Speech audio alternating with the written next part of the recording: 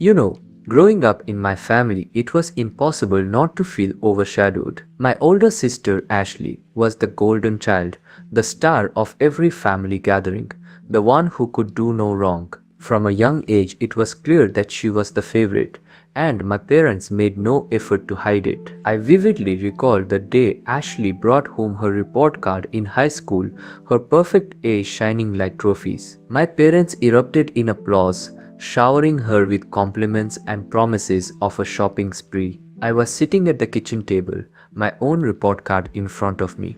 Good grades, sure, but not quite as stellar as hers. Look at this, honey. You are going to get so much for this. My mom beamed at Ashley, completely ignoring me. In contrast, I expected a small acknowledgement, maybe a good job, honey. Instead, my mom glanced at my report card, shrugged, and turned her attention back to Ashley. The disappointment gnawed at me, a constant reminder that I was always in Ashley's shadow. As we grew older, Ashley's entitlement became more pronounced. She thrived on the attention, and it was like a drug to her. I remember one summer afternoon when I had a few friends over for a small gathering. We were laughing and enjoying ourselves when Ashley barged in, snatching my phone and posting an embarrassing picture of me on social media, captioned, "When you think you can have friends, but you are still a loser." My cheeks burned as my friends laughed, and I felt utterly humiliated. Instead of defending me, my parents laughed along, thinking it was all in good fun. "Ashley is just teasing you, sweetheart," my mother would say, brushing off my hurt feelings. I learned quickly that my emotions did not matter, not in comparison to the golden child's whims. The worst instances were when Ashley would belittle my passions. I was an aspiring artist, pouring my heart into my sketches and paintings. One evening, I excitedly showed her a piece I had been working on for weeks. "What do you think?" I asked, my heart racing with hope. She glanced at it, barely suppressing a laugh. "Oh, how cute. Are you trying to be the next Picasso? You know, real artists don't draw like that." Her dismissive tone cut deeper than any knife.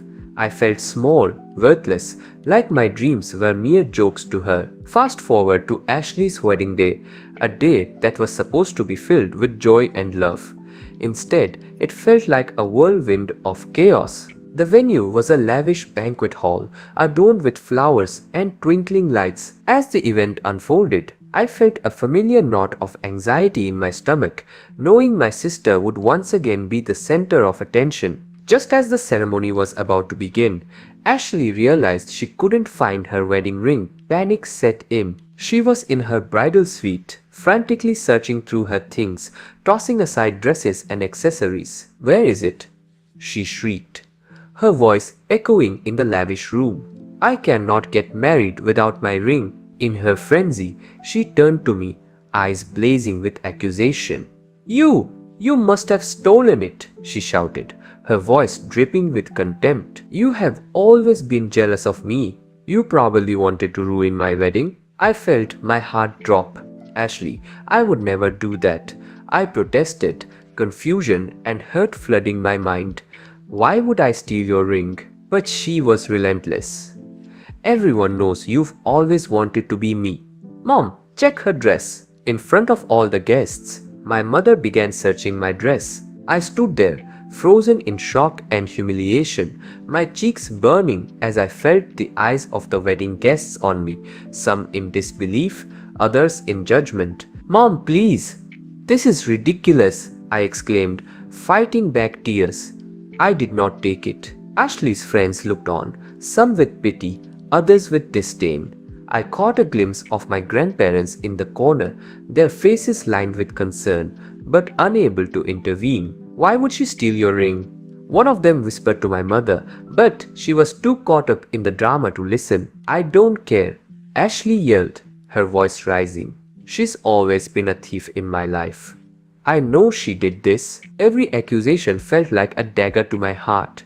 I was the scapegoat for my sister's paranoia and entitlement. The more I tried to defend myself, the more Ashley leaned into her accusations, spinning a narrative that painted me as the villain in her story. The guests began to murmur, and I could feel the weight of their judgment pressing down on me. I wanted to scream, to tell them the truth, that I had never stolen anything, that I loved my sister and would never do something so hurtful. But my voice was drowned out by the chaos. Finally, after what felt like an eternity, my parents turned to me, their expressions stern. "You need to leave," my dad said, his voice cold and unyielding. "We cannot have you ruining this day." The words hit me like a brick. I had never felt more alone and betrayed. "I did not do anything wrong," I shouted, desperation creeping into my voice. But they had made up their minds. My grandparents tried to defend me, stepping forward. "She's our granddaughter too. You cannot just kick her out like this," they pleaded, but their voices were drowned out by the chaos of the wedding preparations. With a heavy heart, I walked out, feeling the weight of my family's disappointment on my shoulders. My grandparents followed me, their faces etched with concern. "We will take you home," my grandmother said softly, wrapping her arm around me. For the next 2 months, I lived with my grandparents. They were kind and supportive, providing a safe haven from the turmoil I had experienced. I spent my days sketching, trying to find solace in my art, but the sting of rejection lingered. My grandmother would often ask, "How are you holding up, dear?" Her gentle voice made me feel seen. "I am trying, Grandma," I would respond, forcing a smile. Inside, I felt like a storm was raging. My grandfather, usually quiet, became more vocal during this time. "You deserve better than what they gave you," he insisted. "Family should lift you up, not tear you down." His words resonated deeply, and I began to see that I was not alone in this fight. I started attending art classes with my grandmother, finding joy in creating again. Each stroke of the brush felt like a release, a way to channel my emotions into something beautiful. I discovered that I could find happiness outside the confines of my family's expectations. Then, one day, while visiting home, Ashley found her wedding ring in her room. She had carelessly left it on her nightstand, and the realization hit her like a freight train. When I heard the news, a mix of anger and disbelief washed over me. How could she not check her own room first? I thought, feeling the hurt bubble back to the surface. My parents tried to reach out, their voices filled with guilt. "We have made mistakes," my mother said during a phone call. "We are so sorry for how we treated you. Can we please talk?" Ashley called, tears in her voice, begging for my forgiveness. "I was wrong to accuse you. I was so stressed, and I took it out on you. Please come back." But I was furious. I had lost so much: my dignity, my place in the family, and my own sense of self-worth. "You don't get to just erase what happened," I replied, my voice steady but filled with hurt. "You chose to believe the worst of me." My grandparents were equally upset when I relayed the news. "You did the right thing, standing your ground," my grandmother said, her eyes fierce. "They need to understand that their actions have consequences. Don't let them manipulate you into forgiving them too easily," my grandfather added. "You deserve respect and love, not this toxic environment." Their support helped me realize that I had the power to choose my own path.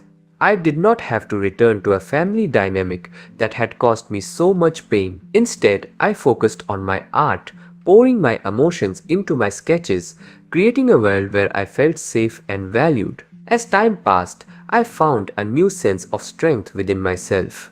I learned to stand up for what I believed in, to value my own voice, and to prioritize my well-being. I began to explore new opportunities, finding creative outlets that filled me with joy. I started showcasing my artwork at local galleries, receiving positive feedback that reignited my passion. Each compliment felt like a step away from the shadows of my past and toward a brighter future. And while my relationship with my parents and sister remained strained, I realized that I did not need their approval to define my worth. I had my grandparents' love and support, and that was more than enough. So, here's the lesson I learned. Family doesn't always mean blood.